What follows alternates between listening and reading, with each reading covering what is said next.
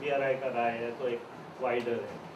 व्यक्तिगत तौर पर मैं कह सकता हूँ, शायद अरुणा जी भी सहमत होंगी, कि कंसेप्चुअली कोई प्रॉब्लम नहीं है कि जिसने वोट दिया वो किसी को वापस लाने के हक उसके पास हो तो वो बुरा नहीं है। प्रैक्टिकलिटी में बहुत समस्याएं हैं। प्रैक्टिकलिटी में समस्याएं ये है कि बड़ी बड़ी कंस्टिट्यूएंसीज, हमने तो पंचायतों में ही हमने देख लिया कितना मुश्किल है किसी को वापस लाना। MLA और MP के कंस्टिट्यूएंसी में जहाँ 3 स्टेजेस होंगे, एक बार तो आप देखोगे कि वास्तव में इतने लोग हैं, 5% 10% लोग हैं, क्या उनको बुलाना, वो एक चुनाव जैसा है। फिर वो मान लिया कि 10% है तो उनको हटाने के लिए एक दूसरा चुनाव होगा, हट गए तो फिर तीसरा चुनाव होगा किसी और को इलेक्ट करने के लिए। और ये कितने दिन में आप दोबारा उतार सकते हो उसको? क्या आप right to recall second day से दे दो तो फिर चालू हो जाए किसी के पास पैसे हो? तो प्रैक्टिकल रूप में हम इस देश में चुनावों को भी ठीक ढंग से कराने के लिए इलेक्टोरल रिफॉर्म का एक हिस्सा वो है, तो एक हिस्सा ये भी है कि चुनावों पर बहुत खर्चा नहीं हो, देश का पूरा टाइम चुनाव में नहीं जाए, ये चीज़ें भी है तो वो कंसिडर करने चाहिए। आइडिया में तो कोई नहीं है, जिसने वोट दिया और किसी को बिठाया उसको हक होना चाहिए वापस लाने के लिए, लेकिन उसकी प्रैक्टिकलिटी बहुत है। राइट टू रिजेक्ट अलग है और उसमें तो नो यस नॉट एनी दबाव डालना वो अलग बात है, मगर बेसिकली एनकेएसएस में ये विचार है कि पूरा इलेक्टोरल रिफॉर्म्स को एज अ होलिस्टिकली देखना चाहिए, उसमें राइट टू रिजेक्ट फिट करेगा तब चलेगा। एक अलग से उससे हिस्सा हटाएंगे तो दिक्कत है। अगर मतलब शंकर थोड़ा बोलना चाहता है, क्योंकि हम गांव में रहते हैं और वहाँ के इलेक्शंस, हमारे यहाँ सबसे वॉलेटाइल इलेक्शंस तो हमारे पंचायत की होती है, और ग्रीवेंस में भी बोलना है, टिप्पणी तो तीन तारीख का एक अनुभव है। हमने बिजली विभाग में शिकायत निवारण सुनवाई कैंप रखा। राजीव गांधी विद्युतीकरण योजना में आपने कितने लोगों को बिजली दी और उनको क्या क्या दिया, तो हमने रिकॉर्ड लिया, गांव गांव घूमे, ढेरों शिकायत। लोगों के 2-2 साल से बिल नहीं आ रहे, जिनके कनेक्शन नहीं है उनके बिल आ रहे, जिनको सामान देना था वो सामान नहीं दिया। तो हमने कैंप रखा, बिजली विभाग को पूरी को सामने बिठाया। इतनी शिकायतें वहाँ लिखने के लिए कम से कम 15-20 लोग बैठे शिकायतें लिखने के लिए, सबकी शिकायतें दी और बिजली विभाग को कहा कि आप 1 महीने का टाइम है, आप इसको ठीक करो। पूरा विभाग 1 महीने पूरी शिकायतों का निवारण करने में लग गया। हुई, हमने कहा 1 महीने बाद वापस मिलेंगे और आप भी आओ, और हम भी आए, देखे क्या क्या आपने किया नहीं किया। एक ब्लॉक का है, एक ब्लॉक का, एक छोटी सी जगह का एक ब्लॉक का। वो कंपनी जिसको ठेका दिया वो CFL के बल्ब बांटने लगे, उनको लगा था कि हमने बल्ब बांटे ही नहीं, कि उन्होंने दिया नहीं था, तो वो बल्ब बट रहे गाँव गाँव वो सब भाग भाग के अपना सारा सॉर्ट आउट कर रहे हैं। जिनके बिल नहीं आ रहे उनके बिल चालू किए, जिनका कनेक्शन नहीं उनके कनेक्शन किया, जो 2-2 साल से लगे हुए थे। लोगों ने जब कहा आप शिकायत करो, तो हम तो हर बार जाते हैं ऑफिस में, हर बार शिकायत करते हैं, सुनवा ही नहीं। जब दूसरी बार किया तो उतनी शिकायतें और आई। तो हमें लगता है कि ये जो एक शिकायत वाला जो हिस्सा है ये इतना महत्वपूर्ण है, जितनी इस देश में जनसंख्या है उससे ज्यादा उनकी शिकायतें हैं। और विभागों ने इतने सालों में ये सीख लिया कि कैसे गारंटी हो, काय की गारंटी, नौकरी की पक्की गारंटी, तनख्वाह बढ़े उसकी गारंटी, आपकी पेंशन हो उसकी गारंटी, काम नहीं करने की गारंटी नहीं बैठ रही है, तो वो कैसे जनता कर सकती है। इसके लिए इलेक्शन के बारे में मैं तो यही कह सकता हूँ कि 30 साल पर मैं इस काम में जब आया तब तो यही बातें होती थी कि व्यवस्था ठीक नहीं है, ढांचा बदलना चाहिए। और इतने सालों में हम ढांचे की बात ही करते रहे, मुझे बिल्कुल समझ में नहीं आता। कई बार हमारे साथी नारा भी लगाते रहते हैं कि जो सरकार ने कमी है वो सरकार बदलनी है। उसके एक छोटा सा चुटकुला मैं आपको सुनाता हूँ। एक भारी भरकम शरीर वाले व्यक्ति को वो डेथ हो गई, तो उसकी डेड बॉडी को शमशान ले जाने लगे, तो उन्होंने कहा यार ऐसा करो, बहुत वजन है इसमें, तो मजदूर कर, तो मजदूर की, तो 2 कद में लंबे और 2 छोटे, तो जैसे डेड बॉडी को उठाया तो वजन छोटे वालों पे चला गया।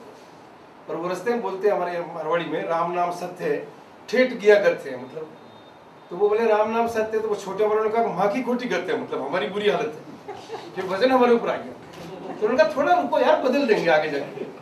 तो रास्ते में आधे रास्ते जाके बदल देते हैं। तो बदलाव क्या आता है, आगे वाले पीछे, पीछे वाले आगे, तो बदल दिया। बदलने के बाद वापस उठाया, वापस वही खिसक के छोटे वालों पे गई और उन्होंने कहा राम नाम सत्य है, तो उन्होंने कहा वो की वही गति है, वो की वही गति। तो वो छोटे वालों की तो वही गति है, चाहे इसको बदलो चाहे उसको बदलो, तो बदलाव उनके लिए उस किस्म का नहीं है, मुझे ऐसा लगता है।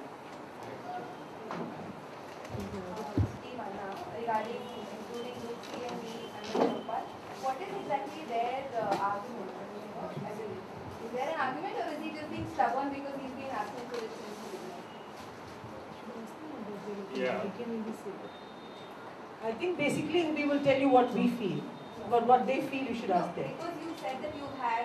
We've had discussions, but I didn't say that there was There's no conclusion. There was no conclusion. So I just said that there was discussion.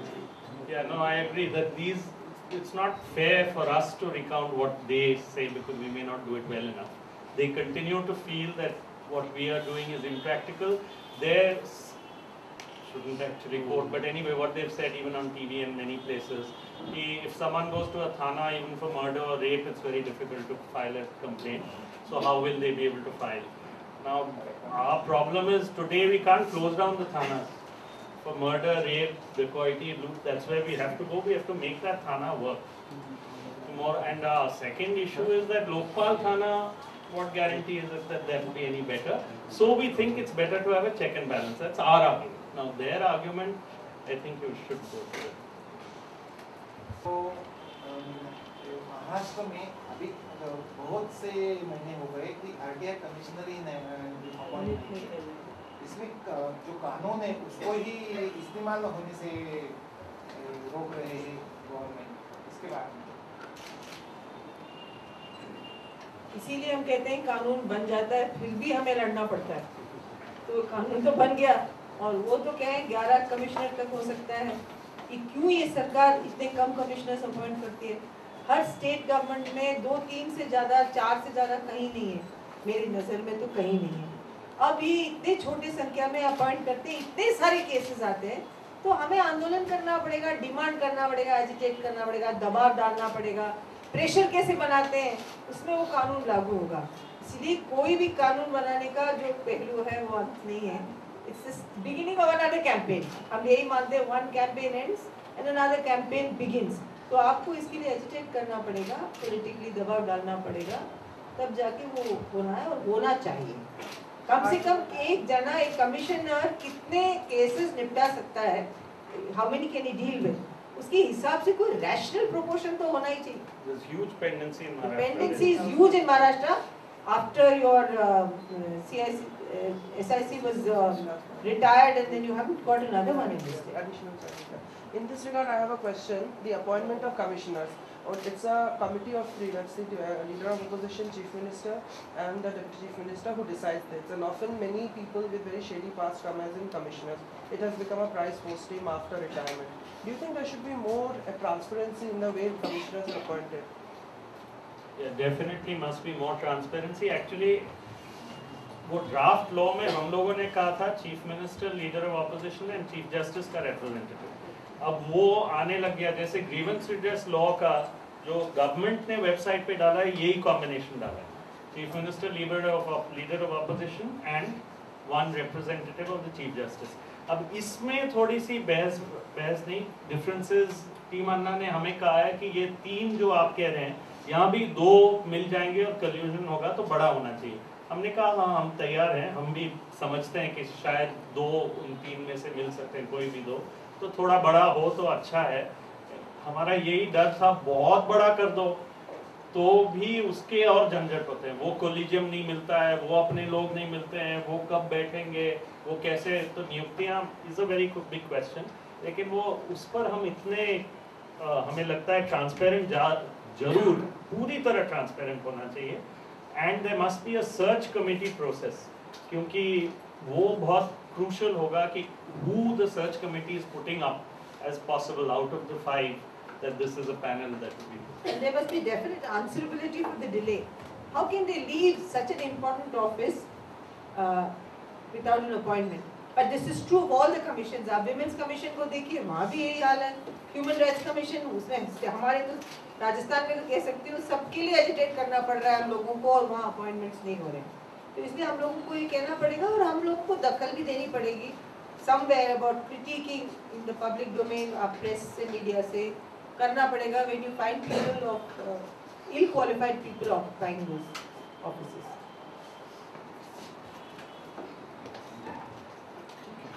one thing, one last thing I'd like to say कि grievance redress के लिए बहुत attention जा रहा है, जैसे C और D में भी जो attention जा रहा है, जाना चाहिए, लेकिन आम व्यक्ति का जो राहत मिलेगा, the person will get relief from a grievance redress law.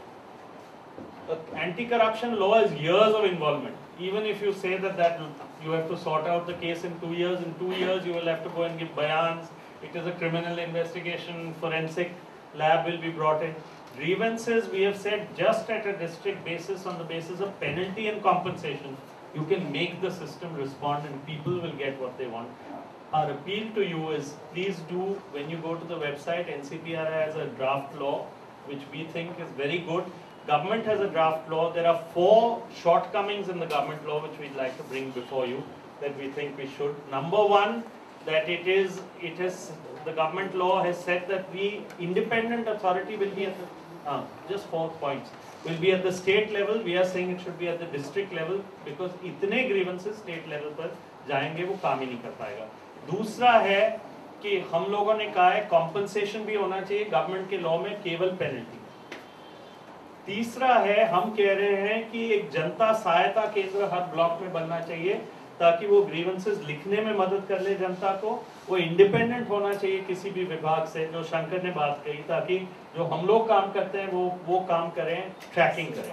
और वो उन्होंने ऑप्शनल बनाया और वो डिपार्टमेंट के अंदर ही बनाया. और लास्ट चीज है कि हम कह रहे हैं कि ग्रीवेंसेस केवल सिटीजन्स चार्टर में जो लिखा है वो नहीं, क्योंकि फिर सरकार के हाथ में पावर हो जाएगा कहने के लिए कि ये 4 चीजें ग्रीवेंसेस हैं, बाकी 4000 पे कोई ग्रीवेंस है ही नहीं. हम कह रहे हैं कि स्टेटमेंट ऑफ ऑब्लिगेशंस जो आरटीआई के सेक्शन 4 में है कि हर सरकारी कर्मचारी को क्या क्या करना चाहिए, वो नहीं करे तो किसी का ग्रीवेंस बनता है. मैं एक ही चीज कहना चाह रही हूँ कि जब अंग्रेज यहाँ से निकले वो बहुत सारी चीज हमारे पीछे छोड़ के गए हैं. ऑफिशियल सीक्रेट्स एक्ट भी छोड़ के गए हैं और कुछ कहावतें भी छोड़ के गए हैं. One thing they have left behind is they used to say the devil lies in the details. Now in the process of legislation, the devil really lies in the details, and unfortunately we don't have time to look at the details. And यदि हम details ना देखें तो we get trapped. वो जो fine print कहते हैं, आजकल कई सारे शब्द यूज करते हैं, वो details में ही हम लोग फंसते हैं end में. इसीलिए ये सारी डिबेट्स एक बहुत बड़ा पब्लिक एजुकेशन में या टीवी में, तो इंसान उस कानून को पढ़ भी लेता है कि भैया क्या कहता है, एक बार पढ़ के तो देखो, नहीं तो हम वो ड्राफ्ट को पढ़ेंगे ही नहीं. लास्ट में I want to thank Pune Shramik Patrakar Sangh immensely for the time you given us, और ये समय दिया आप लोगों ने, हमें जगह दिया और ये बातचीत को आगे बढ़ाने के लिए, क्योंकि हमें लगता है कि ये पत्रकारिता का एक अहम भूमिका है कि सब चीज़ और सब बात सबके सामने रखा जाए, और निर्णय तो खैर लेने वाले तो लेंगे, वो अलग बात है, मगर ये मौका मिला उसके लिए बहुत बहुत हमारे सब तरह से शुक्रिया. बाबा आढम को तो बहुत ही शुक्रिया, क्योंकि पुणे लाए हम लोगों को और ऐसा मौका दिया. ऐसे बाबा आढम को तो शुक्रिया देते रहेंगे, कभी पूरा नहीं होगा.